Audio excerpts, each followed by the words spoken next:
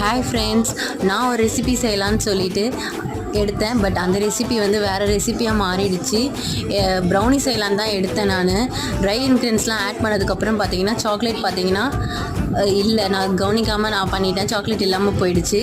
சரி, ஓகே, அதையே நம்ம சேஞ்ச் பண்ணி நம்மளுடைய ஓன் ரெசிப்பியாக நம்ம பண்ணக்கூடாதுன்னு சொல்லிட்டு சின்ன சின்ன மாடிஃபிகேஷன் பண்ணி சாக்லேட் கேக்காக மாற்றிட்டேன். நான் அதை டவுட்டில் தான் பண்ணேன், எப்படி வரும்னு தெரியலையேன்னு சொல்லிட்டு.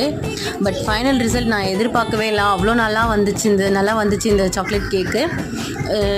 எக்கு போடாமல் நான் எக்லெஸ் வந்து நிறைய வாட்டி ட்ரை பண்ணியிருக்கேன். பட் இது நான் எதேச்சா பண்ணது அவ்வளோ நல்லா வந்திருந்தது. பக்கத்தில் இருக்கவங்ககிட்ட கொடுத்து பார்த்தேன். அவங்களும் என்ன சொன்னாங்க, டேஸ்ட் ரொம்ப நல்லா இருக்குதுன்னு சொன்னாங்க, ட்ரை பண்ண சொன்னாங்க. ஓகே, இதோடைய டீட்டெயில் வீடியோ வேணும்னா கீழே கமெண்ட் பண்ணுங்கள், நான் டீட்டெயில் வீடியோ போடுறேன். என்னுடைய சேனல் பிடிச்சிருந்தால் லைக் பண்ணுங்கள், சப்ஸ்கிரைப் பண்ணுங்கள், ஷேர் பண்ணுங்கள். Thank you all.